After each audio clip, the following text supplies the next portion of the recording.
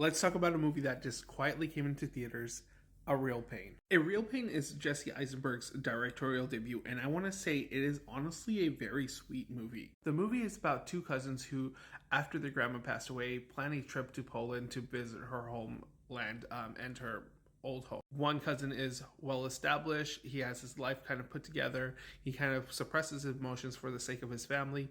The other one is on an emotional roller coaster and kind of doesn't have his life put together. They used to be really close and over time have drifted apart just because their lives have pulled them in two different directions. And this is a great way for them to reconnect with each other and show that they actually truly love each other. And that's where this movie really succeeds, is the chemistry between the two cousins, Jesse Eisenberg and Kieran Culkin, and how they play off of each other, how one has to walk around eggshells to make sure the other doesn't snap because his emotions are just all over the place. But he also is frustrated, but he loves his cousin and he really wants him to do better in life and is trying to look out for the best in him. I think both Culkin and Eisenberg give really great performances. Culkin is the standout performance everybody's talking about.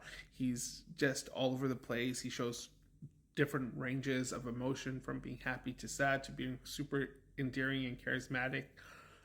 And you do see the pain behind his eyes the whole time, that he's always like trying to fill the void of his life with something else. And Eisenberg is no slouch either in this movie. He gives a really good performance. He's still doing that Jesse Eisenberg shtick that he's kind of been known to, but he shows some really great dramatic range that he hasn't shown in some time. I do like the humor that this movie infuses itself with. It's very natural, it's very situational, and it puts you in like awkward situations that make you laugh and find it endearing to see these two like play off of each other. While I think the writing is really good, I did find like the story like kind of frustrating to watch because it is just like watching a real life situation kind of play out. There's no real conclusion, there's no resolution, and I'm fine with movies like that, but it just never goes the extra mile where it needs to kind of give it a more theatrical, fulfilling experience.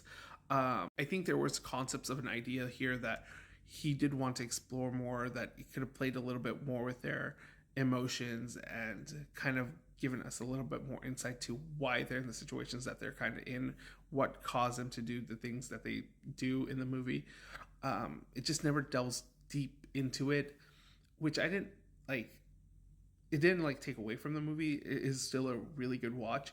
It just doesn't take it to that next level that you think this movie is going to go because of all the claim that we're here. However, I will say that this movie does justice to Poland and showing what a beautiful country it is, and it does make you want to go visit it.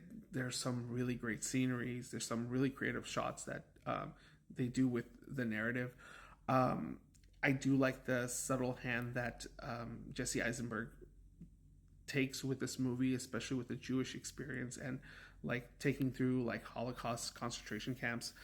It does it in a very tactful and tasteful way. Overall, this is a enjoyable movie. I do recommend people check it out, especially for the lead performances and their chemistry. But it is a movie that's sort of frustrating because it doesn't get to, like a real conclusion or a real experience overall. It's just kind of like really on the surface level stuff that you wish they kind of delved into a little bit more, because there is meat there that you just want to get to.